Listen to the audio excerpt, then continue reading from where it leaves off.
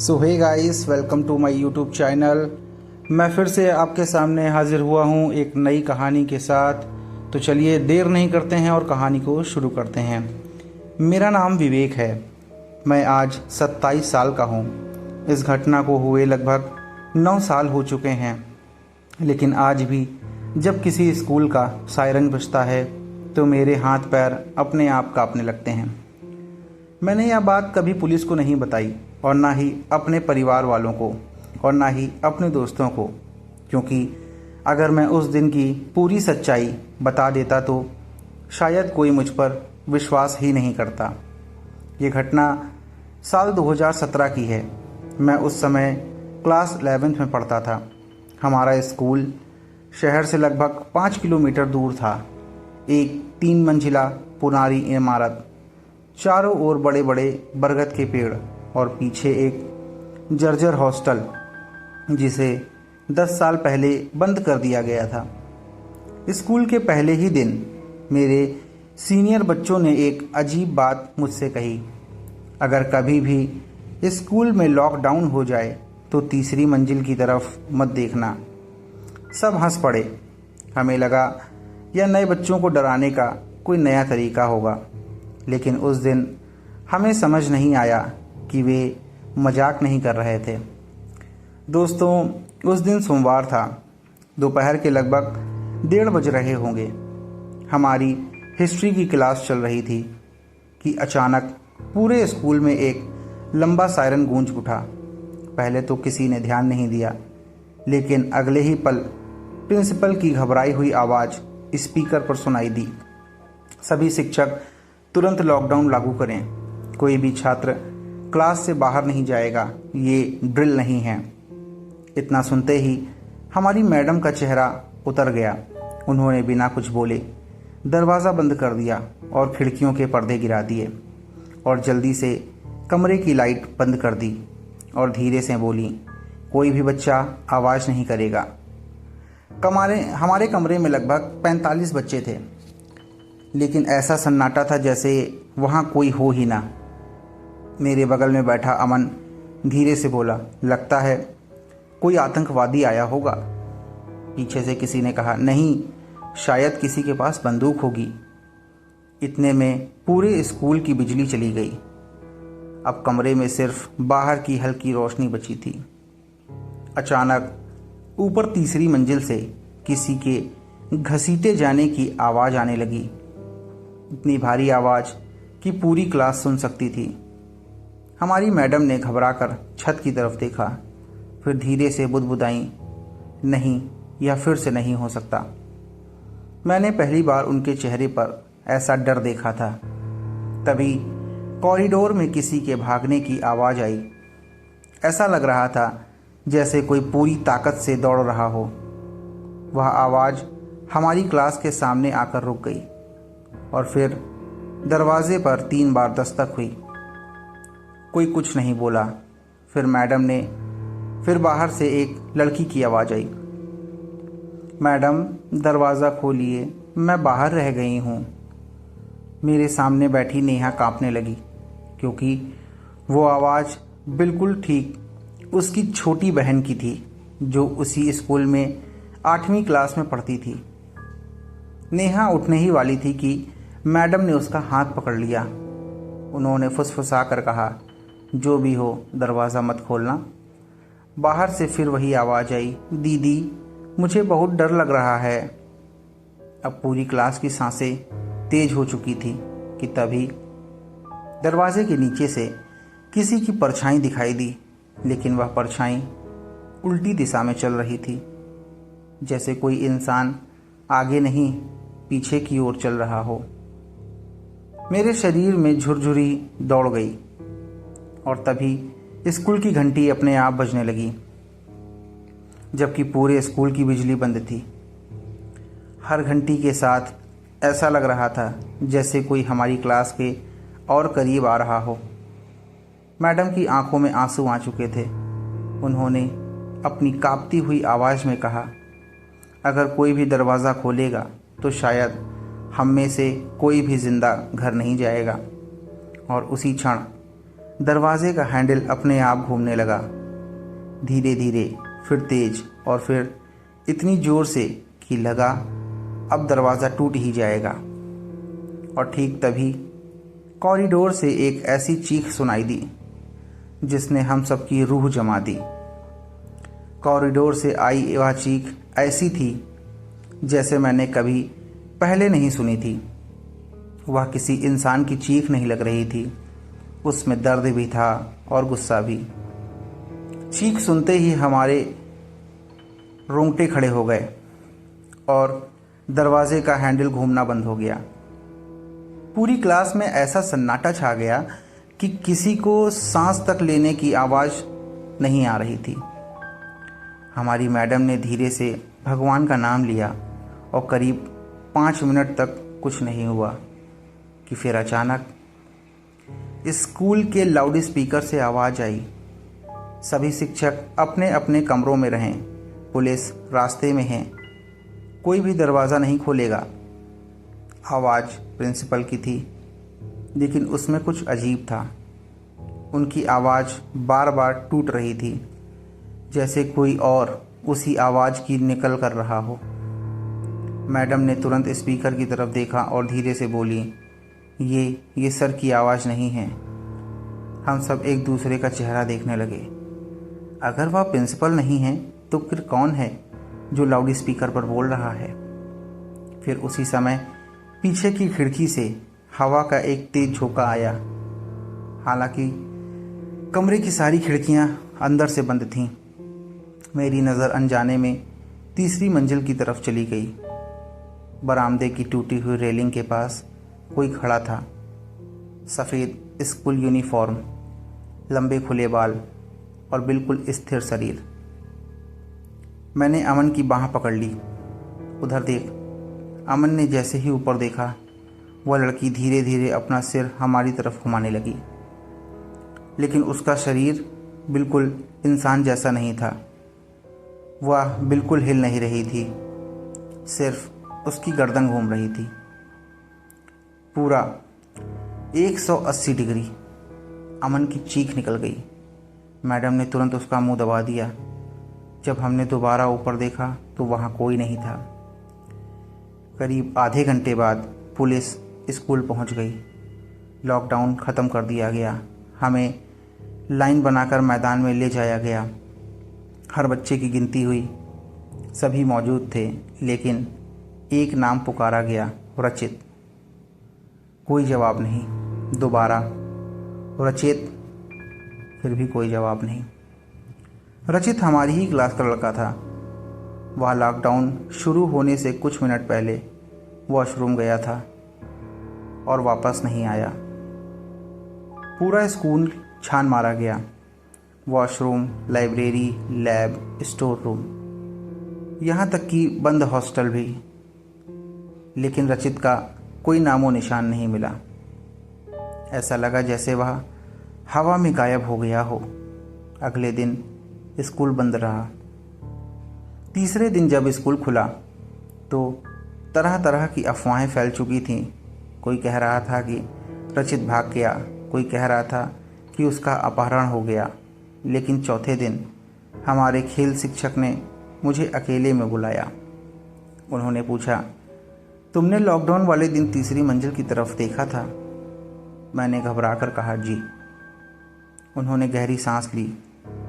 तुम पहले छात्र नहीं हो जिसने वहाँ किसी को देखा है। मेरे पैरों तले ज़मीन खिसक गई। उन्होंने बताया, करीब 20 साल पहले उसी तीसरी मंजिल की केमिस्ट्री लैब में एक भयानक आग लगी थी। उस हादसे में एक छात्रा और एक लैब असिस्टेंट की मौत हो गई थी। उसके बाद पूरी मंजिल हमेशा के लिए बंद कर दी गई। लेकिन हर कुछ साल में जब भी स्कूल में किसी कारण से लॉकडाउन होता है, कुछ बच्चे दावा करते हैं कि उन्होंने तीसरी मंजिल पर किसी लड़की को खड़ा देखा है। और अजीब बात यह थी कि जिन बच्चों ने उसे साफ साफ देखा, उनमें से कई कुछ दिन बाद स्कूल छोड़ गए या रहस्यमयी तरीके से गायब हो गए। मैंने कांपते हुए पूछा, क्या रचित ने भी उसे देखा था? मेरे सर कुछ सेकंड तक तो चुप रहे। और फिर बोले, रचित की सीट खिड़की से बिल्कुल पास थी। यह सुनकर मेरे शरीर में शिरहन दौड़ गई। उस शाम मैं घर पहुंचा। रात लगभग 11 बजे होंगे। मेरे मोबाइल पर एक अनजान नंबर से वीडियो आया। वीडियो सिर्फ 10 सेकंड का था। उसमें हमारे स्कूल की तीसरी मंजिल वाला बरामदा दिखाई दे रहा था। कैमरा धीरे धीरे आगे बढ़ रहा था कि अचानक सफ़ेद यूनिफॉर्म पहने वही लड़की कैमरे में बिल्कुल सामने आ गई। उसने मुस्कुराकर सिर्फ एक वाक्य कहा, रचित अभी यहीं है, और वीडियो वहीं ख़त्म हो गया। मैंने तुरंत उस नंबर पर कॉल किया। फ़ोन स्विच ऑफ था। मैंने वीडियो दोबारा चलाया, लेकिन इस बार आखिरी फ्रेम में लड़की के पीछे एक और चेहरा दिखाई दिया। वह रचित था। उसकी आंखें पूरी तरह काली थीं और वह सीधे कैमरे की तरफ देख रहा था। उस रात मैं बिल्कुल सो नहीं पाया। बार बार वही वीडियो मेरी आंखों के सामने घूम रहा था। रचित अभी भी यही है। यह आवाज़ मेरे कानों में बार बार गूंज रही थी।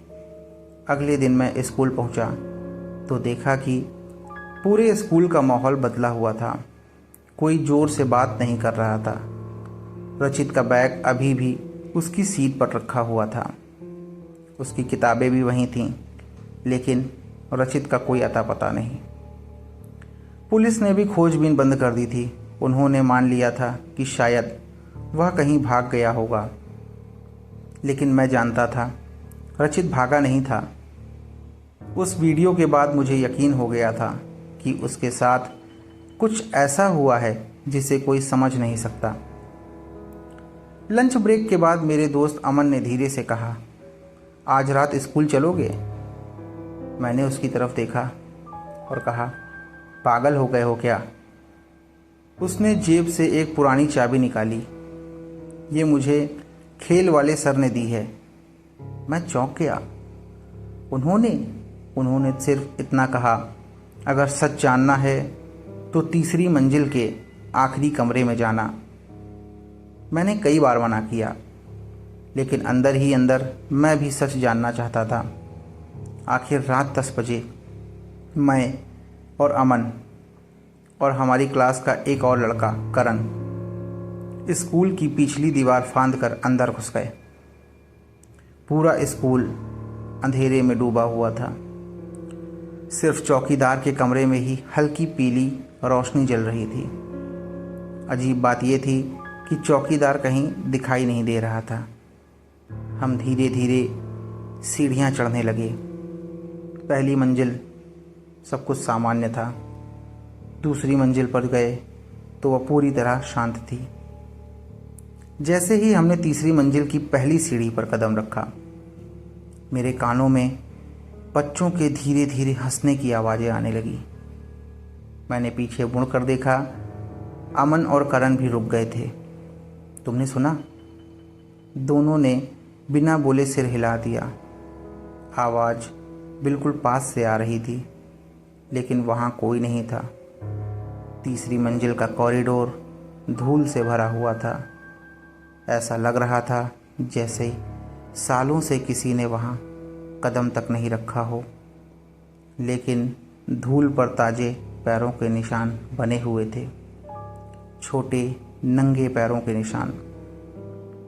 वे सीधे कॉरिडोर के आखिरी कमरे तक जा रहे थे।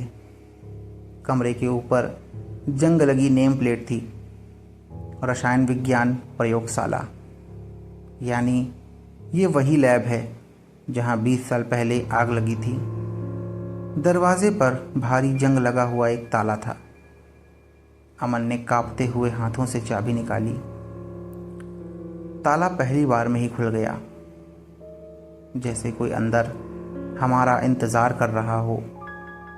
दरवाज़ा धीरे धीरे खुला और अंदर से बर्फ़ जैसी ठंडी हवा का झोंका बाहर आया। कमरे में पुराने टेबल, टूटे बीकर, जली हुई अलमारियाँ और काली दीवारें थीं। हवा में जले हुए केमिकल की गंध आध भी मौजूद थी। तभी करण की टॉर्च एक दीवार पर पड़ी। हम तीनों वहीं जम गए। दीवार पर दर्जनों बच्चों के हाथ के निशान थे, काले जले हुए, और ठीक बीच में उंगलियों से लिखा था, हमें बाहर निकालो। करण डर के मारे पीछे हट गया। चलो यहाँ से, जल्दी चलते हैं।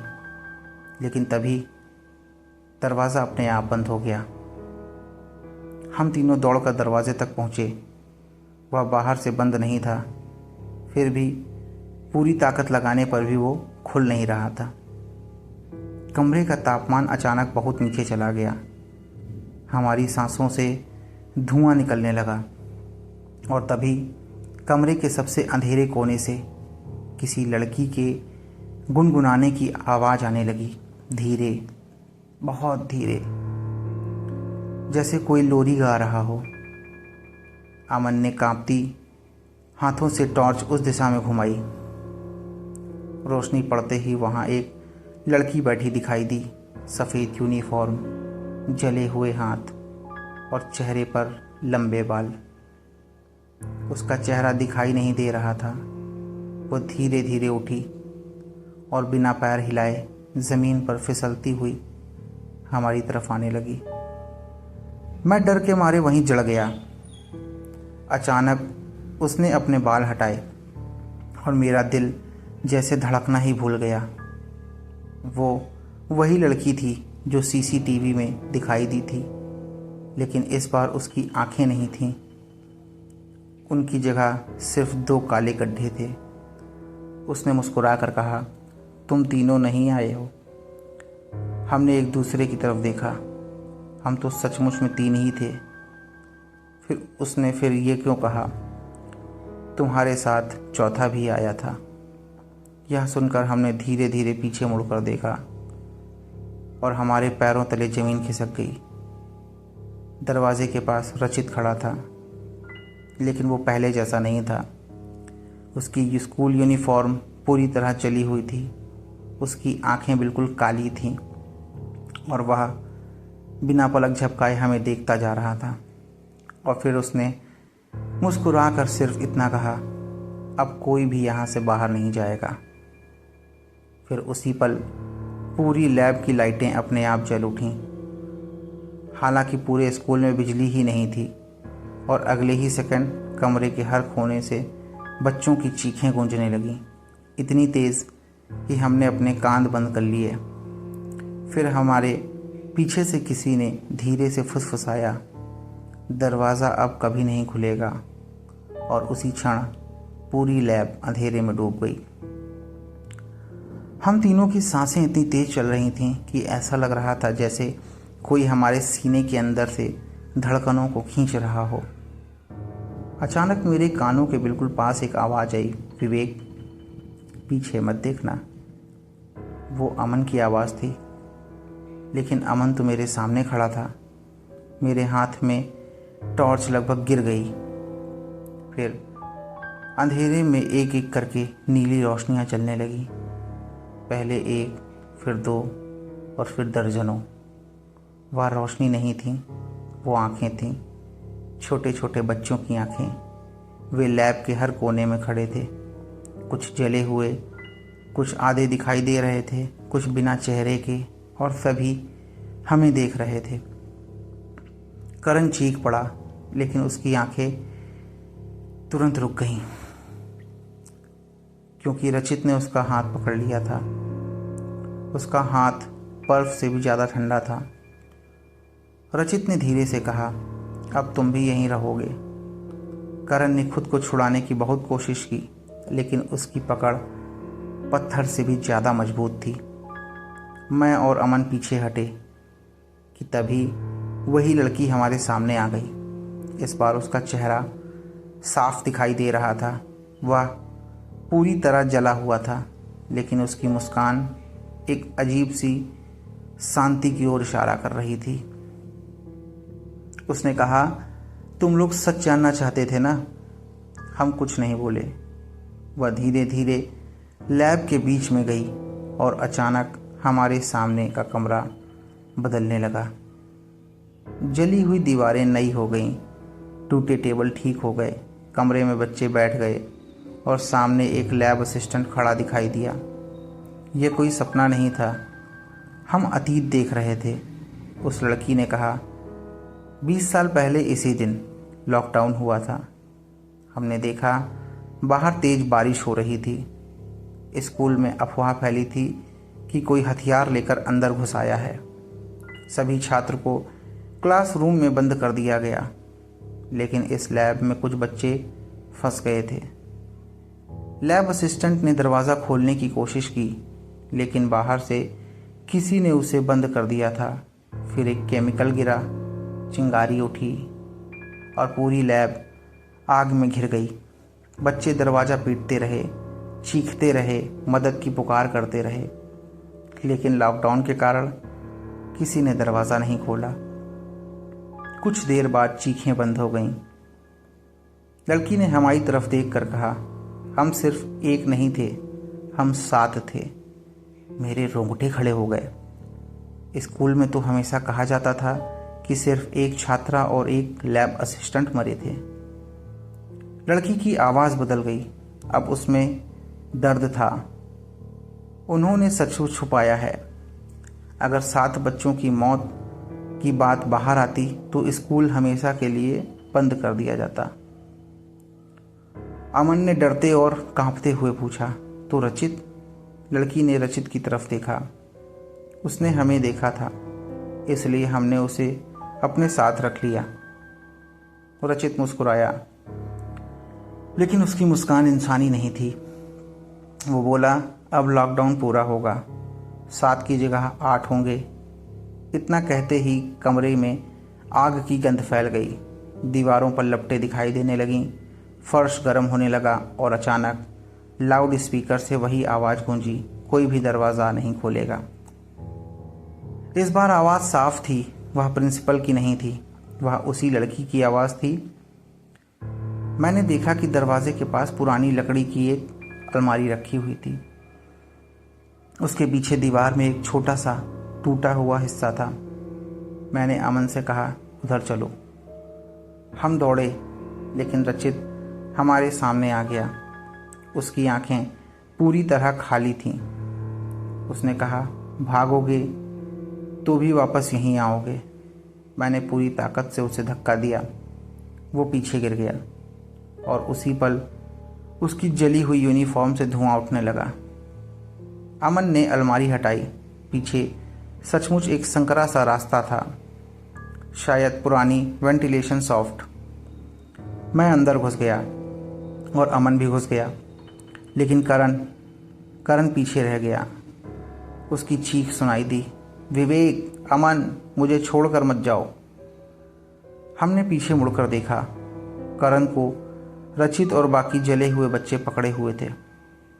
उनकी आंखें नीली आग की तरह चमक रही थीं और वही लड़की धीरे से बोली, एक और। अमन रो पड़ा, लेकिन मेरे पास उसे खींचने के अलावा कोई और रास्ता नहीं था। हम दोनों उस संकरे रास्ते में घुस गए। पीछे से करण की चीखें आती रहीं। फिर अचानक सब कुछ शांत हो गया और उसी शांति में एक आखिरी आवाज़ आई, अगले लॉकडाउन में तुम दोनों वापस आओगे।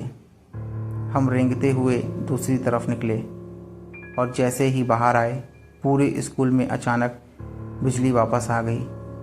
लेकिन जब हमने पीछे मुड़कर देखा, तीसरी मंजिल की वह लैब फिर से बंद थी, जैसे वहाँ कभी कुछ हुआ ही ना हो। जब मेरी आंखें खुली, मैंने स्कूल के मैदान में खुद को पड़ा हुआ पाया। सुबह के करीब 6 बज रहे थे। चारों तरफ पुलिस, एम्बुलेंस और स्कूल का स्टाफ खड़ा हुआ था। मेरे पास अमन भी बैठा था। उसके माथे पर पट्टी बंधी हुई थी। मैंने घबराकर पूछा, करण कहाँ है? अमन ने मेरी तरफ देखा, लेकिन कुछ नहीं बोला। तभी एक पुलिस अधिकारी हमारे पास आया। तुम दोनों रात स्कूल के अंदर कैसे पहुँचे? हमने पूरी बात बताई। तीसरी मंजिल, पुरानी लैब, रचित, वो लड़की और सब कुछ जो हमारे साथ हुआ। लेकिन किसी ने हमारी बात पर विश्वास नहीं किया। पुलिस ने हमें तीसरी मंजिल पर ले जाकर पूछा। मैं हैरान रह गया। लैब का दरवाज़ा खुला हुआ था। अंदर सब कुछ सामान्य था, ना कोई जले हुए हाथों के निशान, ना कोई अजीब आवाज़ और ना ही रचित। लेकिन एक चीज़ देखकर मेरी सांस रुक गई। फर्श पर करण का मोबाइल पड़ा था। उसका कैमरा अब भी रिकॉर्डिंग कर रहा था। पुलिस ने वीडियो चलाया। वीडियो में हम तीनों लैब के अंदर जाते दिखाई दिए। फिर अचानक कैमरा हिलने लगा। करण की घबराई हुई आवाज़ सुनाई दी, वो कौन है? कैमरा कमरे के कोने की तरफ घूमता है, लेकिन वहाँ कुछ दिखाई नहीं देता है। फिर अचानक करण चीखता है।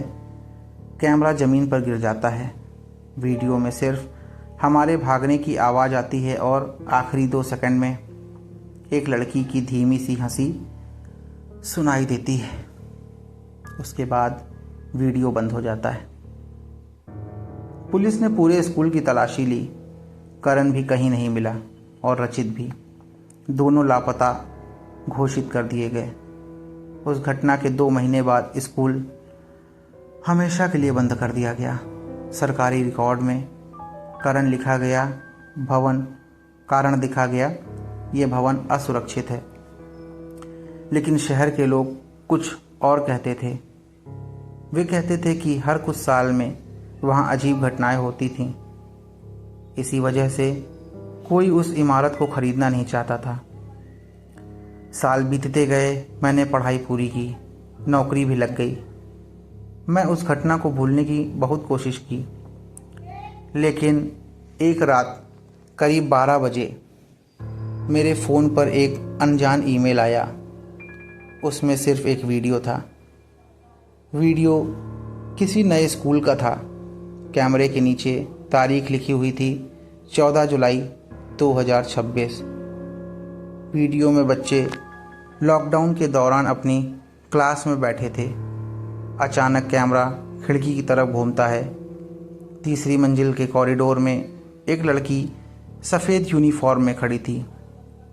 उसने धीरे धीरे कैमरे की तरफ देखा और मुस्कुराई।